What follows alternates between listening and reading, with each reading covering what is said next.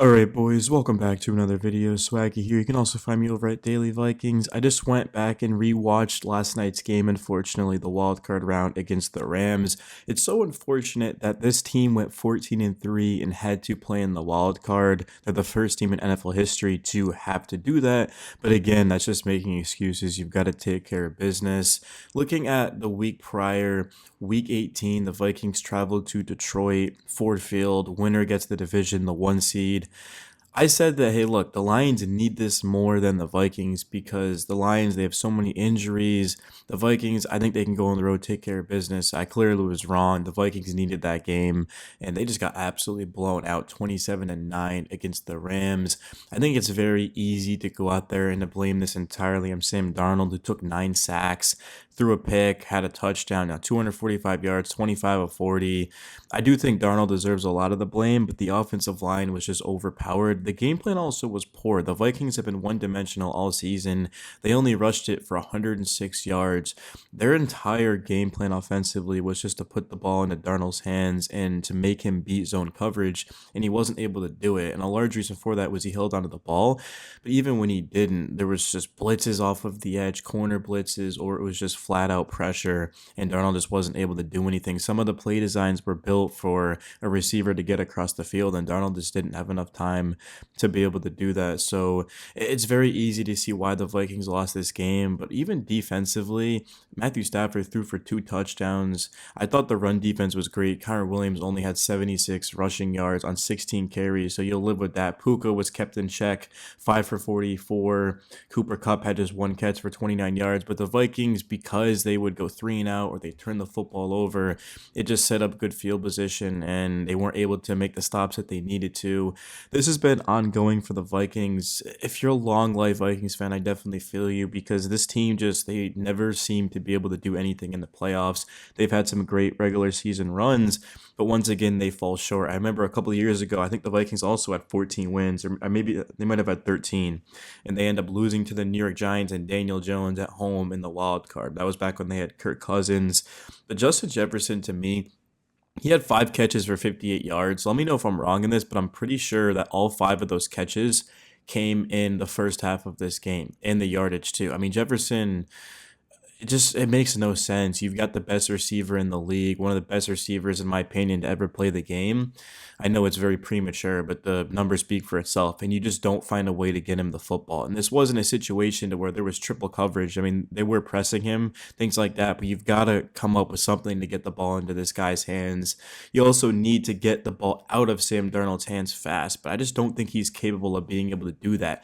Arnold is definitely a system quarterback, just like many others. But JJ McCarthy, I'm excited about him. And even before Darnold struggled the past 2 games, don't get me wrong, because I know people are going to be like, you're just saying that because Darnold's been struggling. Even before Darnold, when Darnold was playing lights out, I said, hey, look, I just think JJ McCarthy is going to be the guy. There was, I think, a couple of videos I said, hey, look, how do you exactly move on from Darnold because of how he's playing? But at the same time, it's like you drafted JJ McCarthy in the first round. You moved up to get him. He's got a lot of potential, being just 21 years old, and he also has the athleticism that Darnold doesn't. Like, Darnold has a big arm, but he just doesn't move like JJ McCarthy does, and I think McCarthy's more accurate too. I think he's going to be a really good player, man. I remember him at Michigan during that national championship run, but the key is going to be the offensive line and also the run game. These have got to get cleaned up because how do you expect to win playoff games if you can't run the ball and you can't block, and also defensively up front you're not able to win those matchups too. So it just makes a lot of sense why the Vikings fell short in this game. They only scored 9 points. They had as many sacks given up as they had points. That's just the biggest way to go out. If you're the Minnesota Vikings, they seem to do this more often than not. But in terms of what's next for this team, we'll discuss that in the offseason. I will be making a ton of Vikings videos talking about free agency and the draft. I don't think you can necessarily call this a disappointing season for the Vikings. I mean, when you look at 14 wins and a first round exit, you can, but coming into the season, nobody expected the Vikings to win 14 games. Nobody expected them probably to even win more than 10 games unless you were a Vikings fan. So, but they just have to get back on track. If JJ McCarthy never got injured, the season might have played out a lot differently. I do think he's going to be the guy because he's just been a winner at every single level. But Darnold's a great story. I'm looking at the screen right now. You guys aren't going to see this exactly, but you will at some point in the video. It's just Darnold. You can see being raised up. You can tell these guys really care for him, and he had a great run. But Darnold's going to make a lot of money just because he struggled in this playoff game doesn't mean a team's not going to go out there and overpay for him. So I think his days as a Viking are all but gone, which means that JJ McCarthy and Daniel Jones are going to be the starter and the backup probably. And I'm all for it too.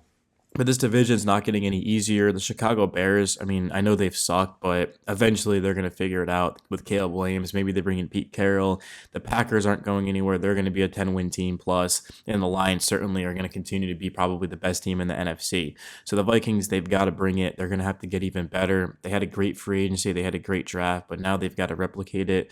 But I think just what this really came down to was just that Week 18 game falling short. It was devastating, and then you have to play a week later on the road, and the Vikings just weren't ready. They weren't prepared. They were outnumbered. But it's just crazy to me. I mean, how many wins do the Rams even have? The Rams had 10 wins. 14-win team losing to a 10-win team in the first round of the playoffs. Just it doesn't sit right with me. But at the end of the day, you can't really complain about it. The Lions won that fair and square. It's going to be up to Minnesota to sort of just get back on track. But Kevin O'Connell, he's now 0-2 in the playoffs. I mean, it's brutal, man. But just everything went wrong in this game. I mean, I don't think there was one thing necessarily that went right in this game for the Vikings. Like, literally, I can't think of one positive thing to say about this football team. They just sucked on every single level, and they just didn't bring it. I mean, you give up a touchdown to open up the game. You get outscored 10-0 in the first quarter, and in the second quarter, you give up 2 touchdowns.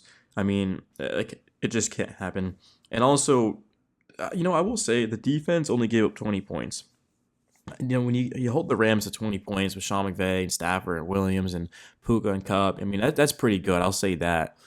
The offense only scored 9 points too. So the turnovers was the biggest thing. I mean, Darnold, all those sacks, even off the 4th and 2 one hurt probably the most. 4th and 2 and you take a sack. You can never take a sack on 4th down. Like, it's just inexcusable too. But this was Darnold's first playoff game.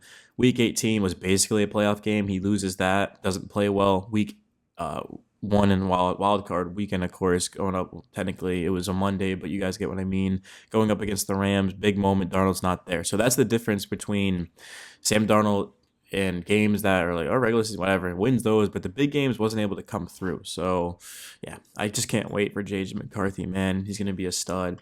It's going to be exciting too, man. You just look at him on the sideline knowing that, hey, look, this is your football team moving forward, and I think everyone's just going to benefit it. But Sam Darnold had a great season, don't get me wrong. It's just when the lights were the brightest, he wasn't able to come through. And the thing about JJ McCarthy is that when he was in college and the lights were the brightest and he had to make a play, because I know he handed the ball off a ton. I mean, elite defense, elite running game. But when McCarthy was forced to make plays and throws, he always delivered.